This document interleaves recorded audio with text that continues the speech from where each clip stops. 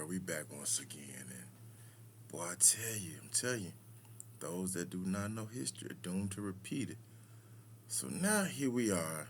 We basically into the good run of the Deion Sanders era down at Jackson State. Shout out to JSU. They basically helped spearheading this whole HBCU revampment, redevelopment thing for the sports.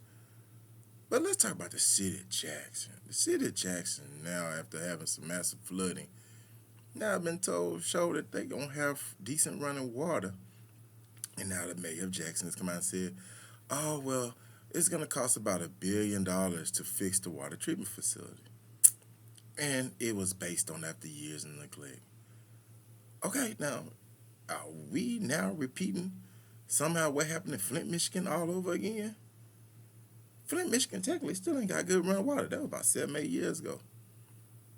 And it just so happens that these towns that have predominantly black populations all of a sudden have trouble with what? Clean and running water. Hey, I'm telling you, y'all think it's a game, but it's not. They playing checkers on our ass.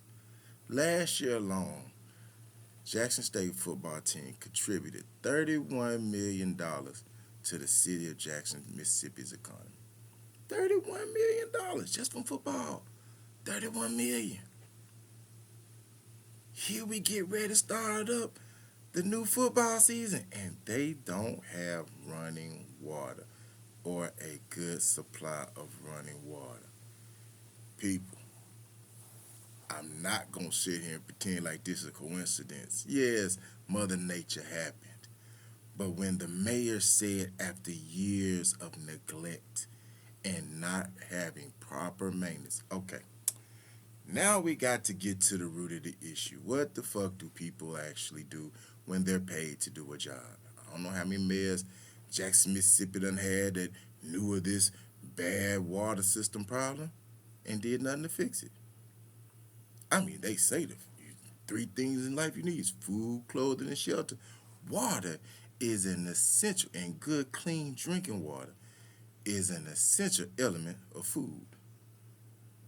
Now, how are the people that are over your town not helping to provide the basic needs? Like, this is like ridiculous, man. And then, I went and did some other research, just Googling towns over $100,000 that have 100,000 people that have a majority black population. You know what other cities popped up? Cities like New Orleans, Louisiana.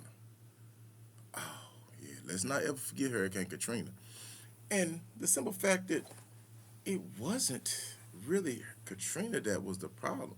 The problem was that those levees that had been told by the Corps of Engineers and told people for years don't really know if they can handle a severe type 5 hurricane.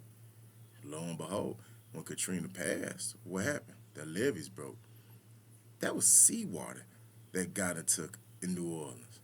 Flat out seawater, ocean water, bay water, Gulf water, whatever you want to call it. That was ocean water that got in that flooded out New Orleans. Because what?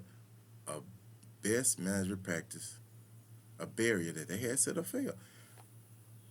These are systems that are supposed to be maintained by the taxes and the money that people pay for. These are essential. So now we're looking at, let's go to another black city. Let's go look at Detroit, Michigan. Detroit, Michigan basically being bought up like it's a monopoly board for the cheapest price. Another city, predominantly black, but now what? What's going on? The infrastructure is just basically being given away. It has been torn down almost to its bottom, and now they're giving it away for free. Whomever got enough money can buy up Detroit and gentrify the shit out of it like they do with Chicago. Mm.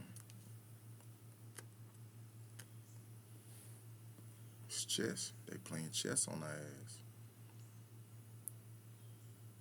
Another city I looked up that's if I was in the category, Baltimore, Maryland.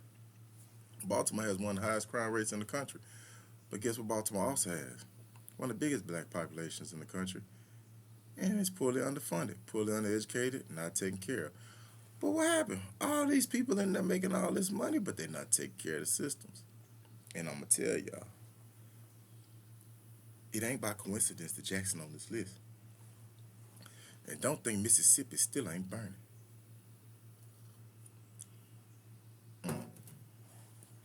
hit you with that history fact. You got to understand what is going on. These places ain't happening by happen chance. They are being targeted. They are making sure that they hold back what progression we can build and maintain. And then after it's been railroaded and deroded so many times, they'll come in and clean it up for themselves. Don't, hey, I'm telling y'all gotta pay attention to this. Are we about to have Flint Part 2 down here in Jackson? And if it ain't Jackson, what's next? Maybe see like Miami Gardens. Maybe see it like Richmond, Virginia. I'm telling y'all, this don't happen by happen chance. But I'll catch y'all next time.